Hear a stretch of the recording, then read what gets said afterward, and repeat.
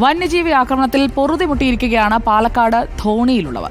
മുമ്പ് PT7 ആയിരുന്നെങ്കിൽ ഇന്ന് നിത്യേന കാടിറങ്ങി വരുന്ന പുലിയും കരടിയുമെല്ലാം ധോണിക്കാരെ ഭയപ്പെടുത്തുകയാണ്.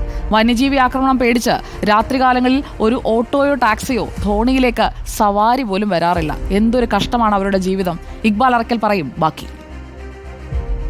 വന്യജീവി ആക്രമണം കൊണ്ട് ജനങ്ങൾ പൊറുതിമുട്ടുന്ന നാടുകളുടെ പട്ടിക സർക്കാർ തയ്യാറാക്കിയാൽ ആ പട്ടികയിൽ ആദ്യം തന്നെ ഉണ്ടാവുന്ന പേരായിരിക്കും പാലക്കാട്ടെ ധോണി എന്ന് പറയുന്ന ഗ്രാമം. ഞാനിപ്പോൾ ഉള്ളത് ധോണിയിലെ ഈ മേലെ ധോണി എന്ന് പറയുന്ന മേഖലയിലാണ്. ഇവിടെ കഴിഞ്ഞ ഒരു മാസത്തിനിടയിൽ കാട്ടാന എത്തിയിട്ടുണ്ട്, പുലി എത്തിയിട്ടുണ്ട്, കരടി എത്തിയിട്ടുണ്ട്, കാട്ടുപന്നി എത്തിയിട്ടുണ്ട്. ഇപ്പോൾ ദൃശ്യങ്ങളിൽ തന്നെ കാണാം. കഴിഞ്ഞ ദിവസം മേലെ ധോണി സ്വദേശിയായ ജയശ്രീയുടെ വീട്ടിലെത്തിയ പുലിയെ പിടികൂടാൻ വേണ്ടി വനവകുപ്പ് കഴിഞ്ഞ ദിവസം സ്ഥാപിച്ച കൂടാണിത്.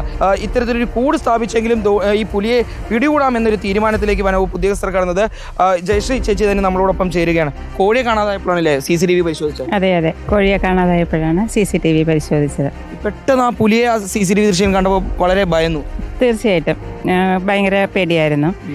പിന്നെ ആനയുടെ ആക്രമണം ഏറ്റവും കൂടുതൽ ബുദ്ധിമുട്ടിയിട്ടുള്ള ആൾക്കാരാണ് ഞങ്ങളുടെ 27 തെങ്ങ് ആന കളഞ്ഞിട്ടുണ്ട്. പിന്നെ മതില് ഒരിക്കൽ മൊത്തം ഫ്രണ്ടിൽ മതില് ഇപ്പം പുലിയുമായി ബുദ്ധിമുട്ടാണ്. പിന്നെ തെങ്ങിന്ന് മലയെണ്ണാൻ എന്ന് പറയുന്ന ഒരു സാധനം തേങ്ങയൊക്കെ ഇങ്ങനെ തിന്നിട്ട് ഇടും, ഇങ്ങനെ മൂക്കുന്നതിന് മുമ്പ് തന്നെ. അതിൻ്റെ ശല്യവും രൂക്ഷമാണ്. ഇപ്പോൾ തേങ്ങയ്ക്ക് നല്ല വിലയുണ്ടെങ്കിലും നമുക്ക് മലയെണ്ണാന് കൊടുക്കാനും മാത്രമേ തേങ്ങയുള്ളൂ. സ്ഥിരം എത്താറുണ്ട്. ഞാൻ തന്നെ 2 തവണ നേരിട്ട് കണ്ടിട്ടുണ്ട്. പിന്നെ എല്ലാവർക്കും ഇത് ബുദ്ധിമുട്ടാണ്. പിന്നെ നടക്കാൻ പോകുന്നവർക്കൊക്കെ ഇത് തേറ്റയും കൊണ്ട് ആക്രമിച്ചാൽ അവർക്ക് ജീവനും ഹാനിയാണ്.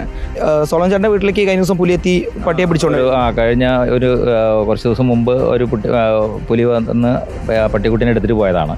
അതിനുശേഷം ഒരു 2-3 ദിവസം അതിനുശേഷം പിന്നെ ഒരിക്കൽ കൂടി വന്നു. അവിടെ പട്ടിയുമായിട്ട് കുറേ പട്ടികളുണ്ട്, ഒരു 5-8 പട്ടികളുണ്ട് അവിടെ.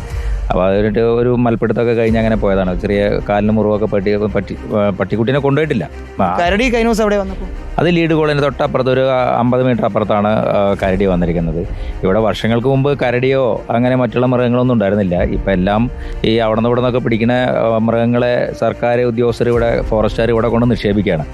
അവരൊരു ലിസ്റ്റ് ചോദിച്ചാൽ ഇവർ ഈ ഒരു 10 കൊല്ലം കൊണ്ട് എന്തെല്ലാം മൃഗങ്ങളെ ഈ ധോണിയിൽ കൊണ്ടുവന്ന് ഇറക്കിയിട്ടുണ്ടെന്നുള്ളവർ ഇവിടുത്തെ DFOയോ അല്ലെങ്കിൽ ബന്ധപ്പെട്ട ഉദ്യോഗസ്ഥരോട് ലിസ്റ്റ് ചോദിച്ചു കഴിഞ്ഞാൽ എനിക്ക് തോന്നുന്നു ഒരു 10-500 പേജിന്റെ പുസ്തകം വേണ്ടി വരും തോന്നുന്നുണ്ട്. വന്യമൃഗങ്ങൾ ഇപ്പം നമ്മൾ മനുഷ്യരാണ്. അതാണ് ഇപ്പോൾ ഇക്ബാൽ അറക്കൽ പറഞ്ഞു വന്നത്. പാലക്കാട്ടെ കാഴ്ചയാണ് നമ്മൾ കണ്ടത്. വന്യജീവി ആക്രമണം പേടിക്കുന്ന മനുഷ്യർ.